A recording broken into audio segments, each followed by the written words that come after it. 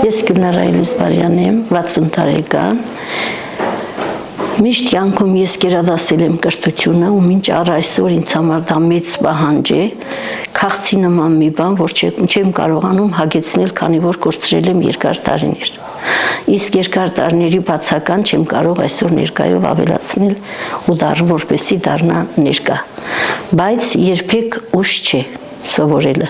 Եվ իմ հորդորը յուրաքանչյուր երիտասարդի, յուրաքանչյուր անգամ իմ տարիքի կանանց, թող չլինեն 50, թող լինեն 60, ես գիտեմ, որ մարդ կրթությունը, տեսեք մի բան, պարզ է եւ բոլորիս ակնհայտ, եթե ծաղիկը դրված է պատուհանի գոգին,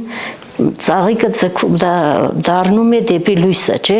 Այդպես կրթությունն է մարդու համար։ Ինքնաբերաբար կրթությունը պետք է ձգի մարդուն դեպի իր կողմը, որովհետև կրթությունից,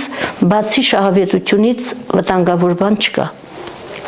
Յուրաքանչյուր մարդ, ով ինչքան լավ է տիրապետում, ով ինչքան լավ է ըմբռնում կյանքը, ավելի գրագետ է մոտենում կյանքին, ավելի հետաքրքիր է ընթանում նրա կյանքը։ Ու ես ասեմ մի բան,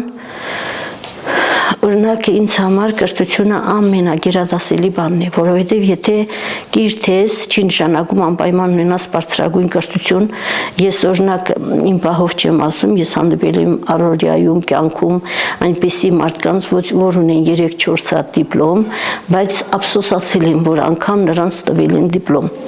Ու ոչ միայն խոսքը իմ մասին է, իսկ նստել եմ այնպիսի կանանց հետ, որ ափսոսացել եմ, որ չունեն բարձրագույն կրթություն, ունեն այնպիսի հետաքրքիր մտքեր ու գիտելիքներ, որ ես կուզենայի, որ նրանց մտքերը թող հրամցվեր երիտասարդ սերնդին։ Նա կարող էր տալ ավելին երիտասարդ սերնդի, քան 4 դիպլոմավորը։ Անմատական կարգով իհարկե, ինչպես որ ջահելի քայլերն է, որ չես կարող հասունքին ջահելի հետ քայլել, այդպես եւ ուսումնի կրթությունը։ Բայց եթե ունես ցկտում, եթե ունես նպատակ,